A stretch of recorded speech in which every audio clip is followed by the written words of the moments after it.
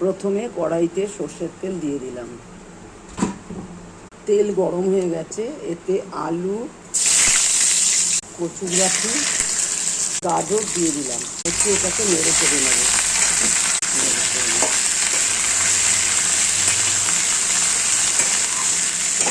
অল্প লবণ দিলাম, অল্প করে হলুদ গুঁড়ো ছড়িয়ে দেবো। আর এগুলো ভাজা ভাজা হয়ে গেছে, আমি এগুলো নামিয়ে নেব। এবার কড়াইতে আরও একটু তেল দিয়ে দেবো।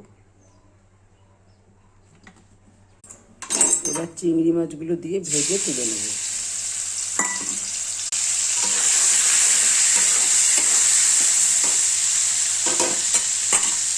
চিংড়ি মাছ ভাজা হয়ে গেছে, এবার এগুলোকে তুলে নেব। দিয়ে দিচ্ছি আদা বাটা, হলুদ গুঁড়ো, ধনে গুঁড়ো, জিরে গুঁড়ো, কিছু পরিমাণ লঙ্কা গুঁড়ো দিয়ে দেবো। এতে জল দিয়ে মিক্সড করে নেব। তেলের মধ্যে দিয়ে দেবো পাঁচফোড়ন, এর মধ্যে দিয়ে দেবো মশলাগুলো। এবারে দিয়ে দেবো টমেটো পিউরি। যেহেতু নুন হলুদ দিয়ে ভেজে নিয়েছি, তাই অল্প করে নুন দিলাম। একটু চিনি দেবো।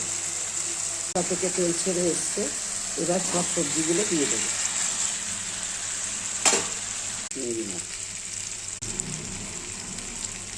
দিয়ে দেবো উষ্ণ গরম জল।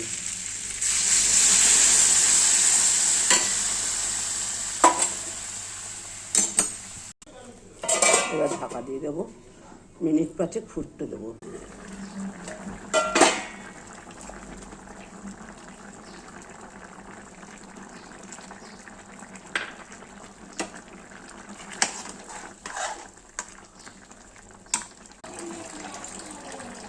লঙ্কা দিলাম, সামান্য গরম মশলা দিলাম, দিয়ে আমার রান্না হয়ে গেছে।